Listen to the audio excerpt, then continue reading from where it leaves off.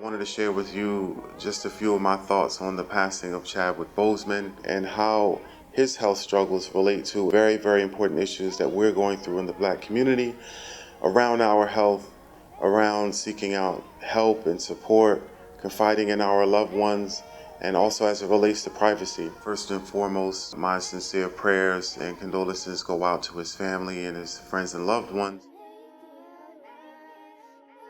So whenever we find ourselves faced with a diagnosis so serious as cancer and any of the other issues that we might face in our communities, one of the hardest things for us to pay attention to is our mental and our emotional health around how we feel about the diagnosis that we've recently received, what it means to seek out treatment, what it means to be consistent with that treatment and compliant with that treatment, and sometimes how hard it is to stay in the fight mentally and emotionally because of the toll that it takes on our bodies first and foremost. But then after that, just what it means for ourselves sometimes to be struggling with an illness on an emotional level. You know, sometimes dealing with the reality of our mortality, sometimes dealing with the realities of how much it affects our families and friends and loved ones, and even our struggles sometimes relying on the people that are close to us or living in our lives who might be sources of support for us.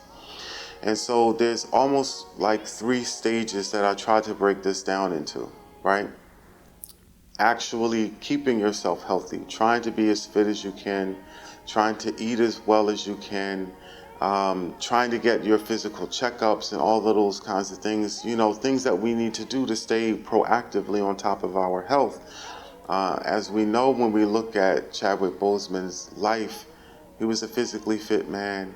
It seemed like, you know, he had all of the financial resources to eat well, to sleep well, you know, to have all of the factors in his life around him that can protect him from some of the health concerns that he ultimately wound up facing. And that we know it was incredibly rare for what he went through. And so given all of the things that he probably did, all of the resources that he probably had access to, as we can see, it's really just one of the pieces of the puzzle to maintaining our health. And, you know, I know that in many of our communities, that's very hard to do.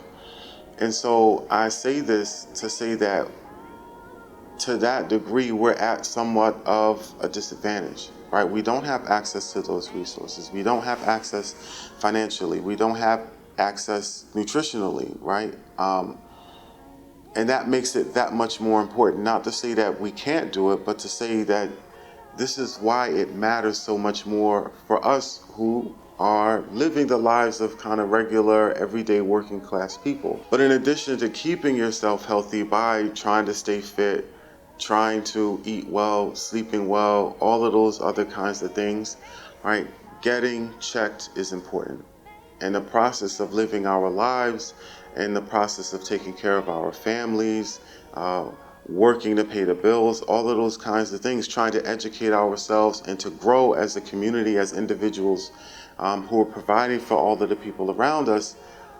Sometimes we neglect our own selves. And again, given what Mr. Boseman was diagnosed with, we have to remember that even though sometimes we might feel good, even though sometimes we might be young or we don't have histories of illnesses or whatever those things are, there's always a potential for something to happen to us. There's always a potential for some kind of illness to develop, even when we don't know it, even when we don't feel it, even when we don't expect it. And so I want the life that he lived and, you know, his unfortunate passing to be a reminder for us to say, I need to take care of myself, and I do need to wake up, and I can't continue to take myself for granted.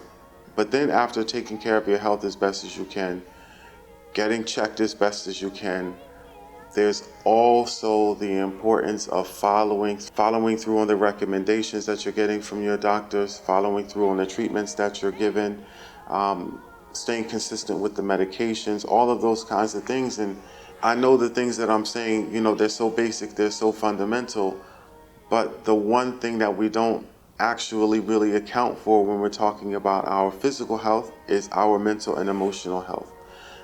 What is the toll that dealing with the diagnosis, struggling with the physical effects of the illness itself, struggling with the physical effects of the treatments itself, but then also the mental and emotional effects of just not being well, not feeling okay, right? Either physically feeling okay or mentally and emotionally not feeling okay, because sometimes these very, very severe, very difficult diagnoses can be emotionally devastating. And if we're not talking about that, we're missing such an important element of what it means to be healthy. You know, the second of the issues that I wanted to discuss related to Chadwick Boseman's passing was the fact that he didn't tell us. Us as his fans, uh, us as people who support his work and enjoy his work, us as people who support him just as a black man. There's so many layers to unpack there. Just even processing it on mental level for my own self, I had first asked the question, is it okay that he didn't tell us? Right? And obviously the answer is yes. He's a public figure. He's somebody that we know and love and support. But he has a private life and he has a right to his privacy. And I want to create a discussion around the fact that he didn't tell us, to say that it's okay that when you're dealing with an illness, to keep it private, right? No one has a right or is owed to step into your private life, especially if you're not ready, especially if it's something that's really difficult for you, especially if it's something that's difficult for your family. You have that absolute right, because the one thing that I want to point out is that even though he didn't tell us, his audience, you know, the black community, all of his supporters and fans and things like that, he told the people that were most important. And that was very clear, right? His family, his friends and loved ones, they all knew. Everyone that mattered knew.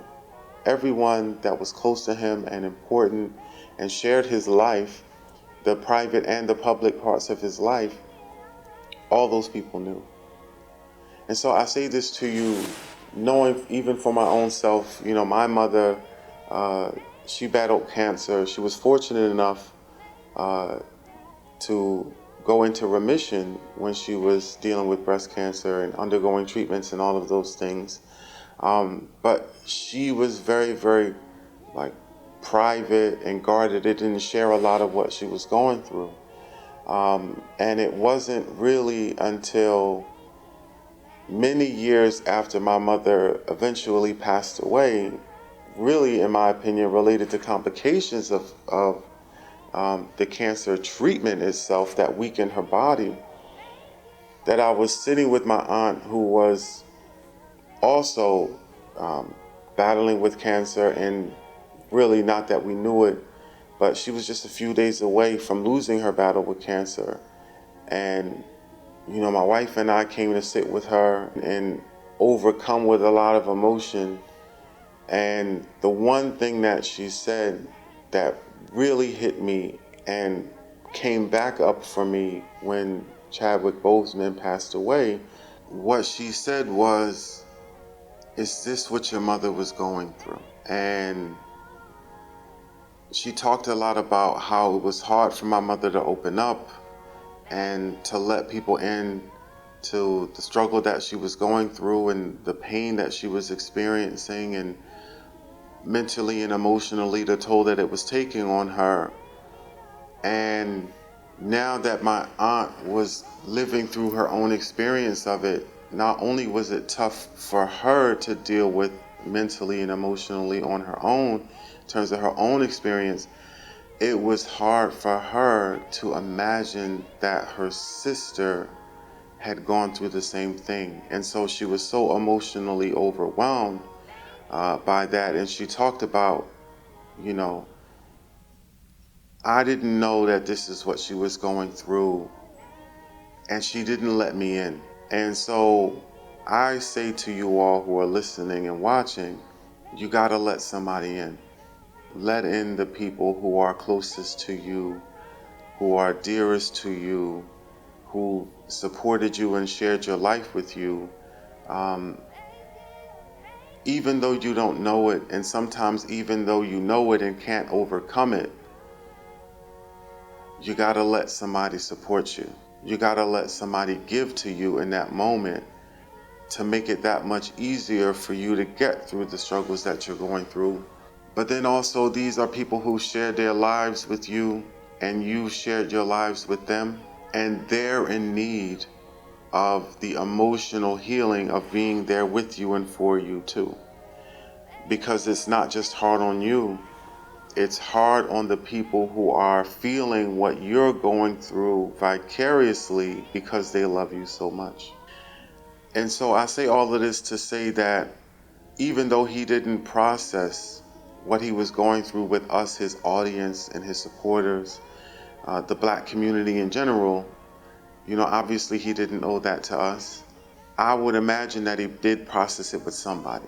The final thought that I wanted to share, especially as we talk about the life lessons that we can learn from Chadwick Boseman's passing, is something that I often find myself saying to people, which is, even though I say we need to open up to each other and support one another, I want to end by saying we can't blame the people who don't open up and who don't share and who don't talk and process with us, because on some level we've kind of created that, we've earned that from them.